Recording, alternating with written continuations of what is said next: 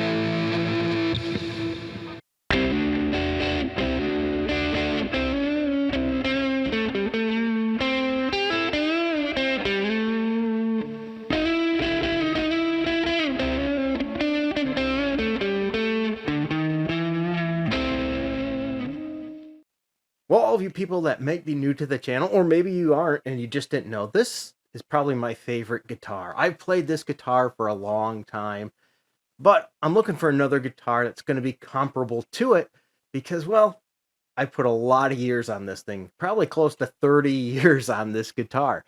So I've been wearing out the frets. It needs to have all the frets replaced on it. And in the meantime, I want another guitar just to be able to use too. As I'm putting on tons of years on this one, I want to make sure this still lasts. So I'm going to take you on a little journey in this video series of me finding a new guitar. I just thought it'd be fun, sort of doing it together. So let me explain what it is exactly that I like about this guitar before we start the search.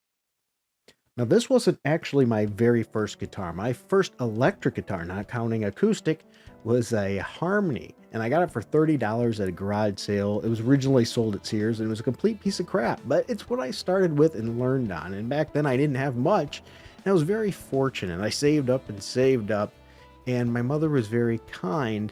She surprised me with giving me half the cost of the guitar. Now, back then, you could not get the quality of a guitar that you could today for today's prices. If you had a guitar for $200, $400, usually a pretty crappy guitar. But anyway, I digress. I got a guitar from the Charvel CX series. It was their supposedly high quality, but for a lower budget series guitar. And you know what? I was quite well surprised with it.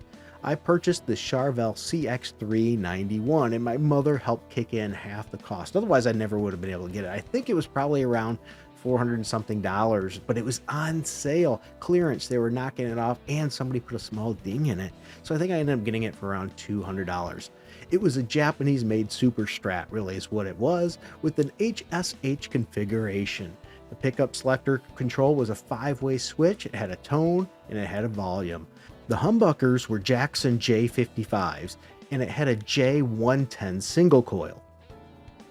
It was actually considered blue, but you could never tell it was blue unless you looked at it in the perfect amount, an angle of light. Otherwise, it looked black. But once again, it was made in Japan, 6-string.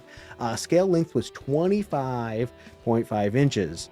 Basswood body, Stratocaster style, black plastic hardware. The bridge was a JT580, and it had chrome hardware. Now, you could get this in different colors as well, but mine happened to be the black or blue and white. The fingerboard inlay material was pearl, and it had a rosewood neck. It's a bolt-on, and some of them had a maple neck. This was one with a maple neck as well. The neck width is 1.625 inches wide at the nut, and it was a 22 fret guitar. And the tuner layout was a 6 in a row with a Floyd Rose licensed bridge. So generally, this is something around this area that I'm looking for. I love the thin neck on this guitar. It's very, very playable.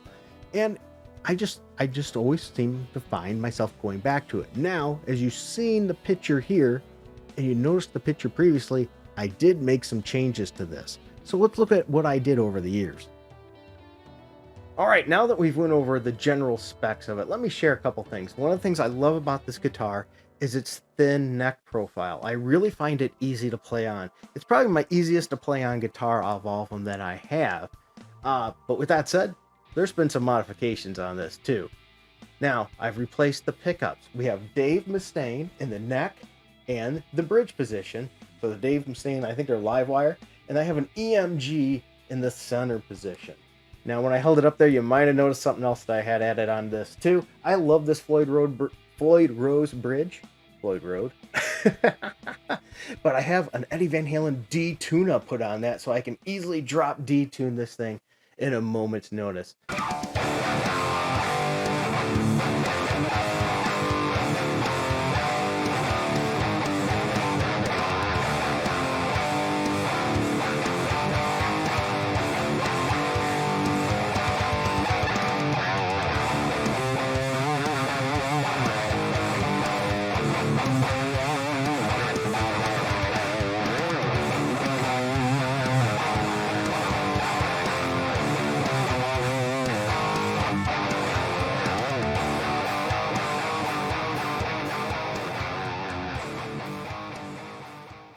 This guitar's had a lot of years of use, and so things have had to be replaced, including the 5-way pickup switch selector on here. Had to get that replaced. I also put a new tip on there, new knobs too, of course, as well as pot and volume. I had those the pot for the volume as well as the tone replaced for it as well. So those are all been replaced. All no longer stock. So it's got active pickups now, which it didn't originally have either. Now, one of the things I absolutely loved about this is it stays in tune really good, just as the way it is. Didn't have to, I don't block it out or anything for the bridge. It just stayed in tune great, and I love that. That's why I never put on locking tuner machines. Didn't need it with the locking nut system anyway. But another thing I love about this is this has a really thin neck profile.